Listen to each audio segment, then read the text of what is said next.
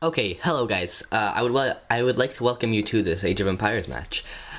This match was I hosted on Gameranger a match called 1v1 Please Be Good Pro Only.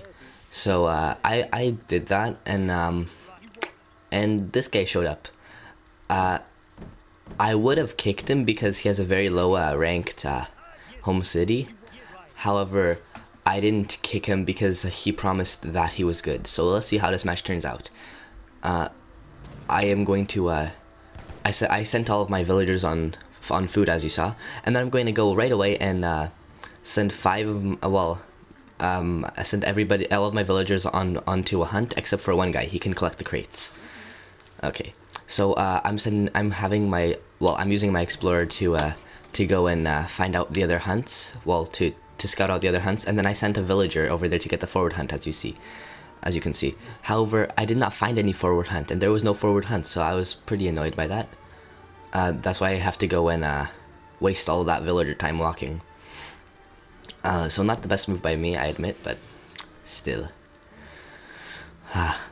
Okay, so I'm just gonna try to herd all the hunts. This is a 1v1, as you can tell, or as you can see. Which means that the hunts have to be as close to your base as possible, because you don't have your ally to come in and save your villagers or anything if they're very far away. That's why I like to you have to always herd your hunt as much as possible to your town center, or as much as you can. So I'm trying to do that with both of my hunts. That does, however, stall your advance time a little bit. But all in all, it is worth it, because in the long term, when your hunt's close to your base, your villagers don't have to walk that far in the long term. At the beginning, yes, they do, and that stalls your advance time a little bit, but that doesn't matter. I find it worth it to herd. It's very important. So I'm gonna try to herd all of my hunts, as you can see, and I admit I didn't play this game out that well. Like, as you can see, some idle villager time. I had some idle villager time, as you can see. So yeah, I didn't play this game out that well, but let's just look at the results. So yeah, I'm gonna try to herd the hunt closer to my base, of course. And right now, the thought process that was going to my mind at the beginning of the game was to rush. But the reason why I chose not to is because a rush can easily be counteracted, and if your rush fails, you're basically dead, because then you don't have economy. That's why I'm just gonna start. That's why I'm going for a more normal 17 villager advance. Okay, so you might be wondering to yourself, which type of units? Which type of build order am I gonna have? Am I gonna build a stable, or a barracks and go muskets, or a stable and go hussar? My general thought process was to go hussar, simply because I can easily raid his villagers and stuff like that. However, I did not do that, simply because of the fact that it can easily be counteracted, and usually British players go muskets. So if the other guy went muskets and I went hussar, then it would be GG, because he would have muskets and they would easily destroy all of my hussars. That's why I did not go, that's why now I'm gonna go muskets instead of hussars. Because muskets, whenever you're doing a British mirror, like, muskets cannot be counteracted at all. The only thing that can actually counteract muskets is, well, of course, the cannon, but I mean in the colonial age, it's longbowmen. And longbowmen, you can't really attack with longbowmen, because they can get lured into the air, the town center fire, and then the only reason why longbowmen counter musketeers is because of the range advantage, because they have longer range. However, if you attack with longbowmen, then you have to get close to his town center, and you have to get close to destroy any buildings for that matter. That's why you can't really attack with longbowmen. So if I went musketeers, I would be safe and I would be able to attack him, and then his longbowmen would not have the advantage of long range anymore. Okay, so I'm gonna start off with musketeers. Yeah, I'm advancing and stuff. Yeah, building 2 houses on the transition, standard play.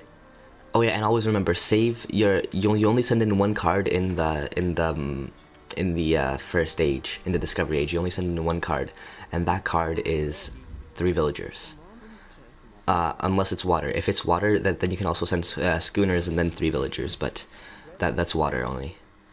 This is land, Great Plains.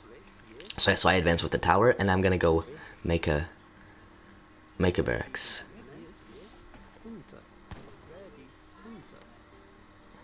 Yeah, I'm still trying to herd my my hunt. However, I feel like my hunt is pretty much safe right now. Yeah. I accidentally shift clicked that villager. That's why I made so much. So I had to make a little bit less. Okay, yeah, and then I'm gonna send that villager who's making the barracks on the golds, because you have to have 4 people on gold. Yeah. So then you can sustain a good amount of musketeers. So then you can just pump out musketeers for the rest of the game. Okay, so I'm gonna try to micro this out, and I'm gonna shoot it. I'm gonna shoot that guy from far, because if I shoot him from far, then I can get the first shot on the other guy, on the other outlaw, which that means that I will win that fight. So I'm gonna herd, of course, and yeah, I'm gonna try it, and I'm gonna try to not forget to never stop making villagers. Okay, there we go. I just sent in my 5 shipment of villager cards. Well, my 5 villager cards, and that's to gather up well, to go on wood, because then I forgot to tell you this, but after the transition you don't have anybody on wood. Then you send in the 700 wood crates, and then you have 1 person on wood who gathers the crates, and then after that you have 1 guy, well, the 5 guys that the 5 villagers that you sent all go on to wood. Okay, so I have no population room, as you can see, and that's why I kind of panicked with the house placement there. I'm realizing that now that was a foolish move, because houses for the British are very good, because they can also well, they can give you an extended line of sight. And the enemy, if your opponent does not know how to, well, if your opponent does know how to play, then he will not destroy your houses. So you get line of sight there for like the whole game. However, if you're oh, I'm sorry for the annoying beeps. That was just ventrilo, because I had it on during this game. Yeah, I'm making a stable right now to go raid, because he hasn't attacked me yet. Okay, so as you can see, I have 5 guys, well, 6 guys, because one on the crates, but yeah. I have my 5 villagers that popped out. They go on wood. Okay. So I just keep on pumping musketeers out. And what was I gonna say? I forget what I was gonna say. Okay. Okay, yes. I'm gonna send those to. I'm gonna make a little like build order thing. So whenever I click that button at the top left, as you can see, it's like kind of like a flag like you would have for the idle villagers. I just pressed Control 1 to do that, because that's my first one. So yeah, so Control 1 to make the first group, and I put my military stuff in that, my stable and my barracks. And I'm sending in the musketeer attack card, because I'm gonna advance soon. Oh yeah, and as I was saying, oh, that market that I just made, and I got hunting dogs. I should have made that market way earlier. However, I did not do that. Okay, let's see. Yeah, so I'm still on a little bit of a house crisis. I population blocked me, which was not a good move, because then I can't make more military and stuff like that. And then I took a look at his base, and I was oh yeah, and I just asked him if he's ready. Okay, because I check his base, because as you can see, his house build order is very weird. Oh yeah, and the reason why I asked him is he ready is because I checked, if you look at the top right of your screen here, you'll see the score, and look at the score difference. Like, I'm destroying him, and it's very weird, because he hasn't attacked yet, and I was expecting him to attack. I didn't attack either, but that's just because I was being nice. Yeah, so as you can see, I'm at a population crisis as well, again. So I'm just gonna, yeah, make another house. I should have spread my houses out more, so then they would give me a stronger line of sight. But yeah.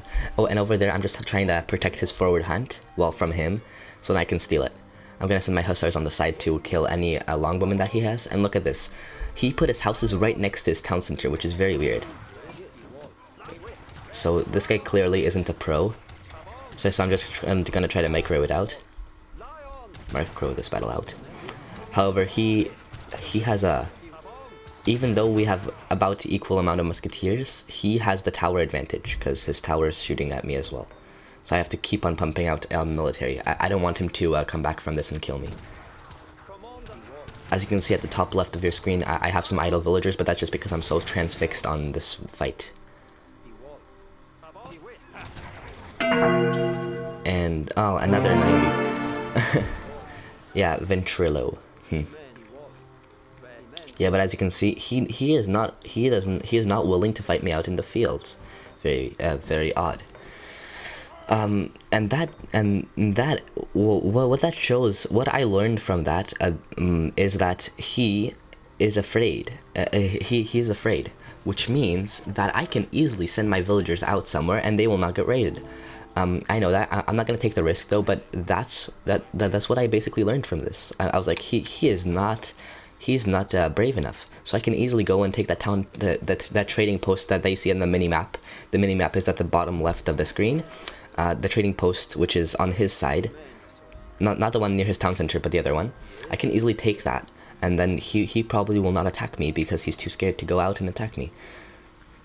Yeah. Oh, and those hussars that I sent out in the back of his Oh, okay, there we go. I failed with this house as well because I should have gave it more line of sight. Yeah, I admit I didn't play that much, that well. Okay, so these 6 hussars that are running around, they're just gonna try to find their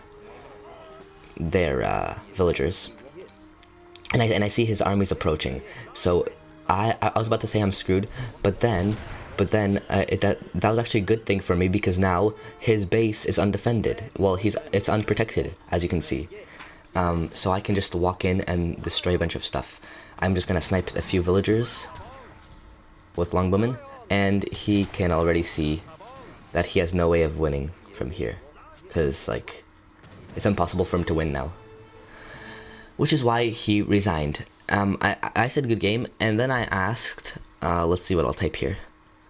Oh, okay, yeah. And I asked him what happened, like, and because I was really confused. Through my mind was what was going on here is why did he make his houses so close to his town center? Like, I understand that he's trying to protect his town center, but that's not good play. Like, yeah, and why did he resign so fast? Like, if he why didn't he resign earlier? Because yeah, he could have resigned earlier, really.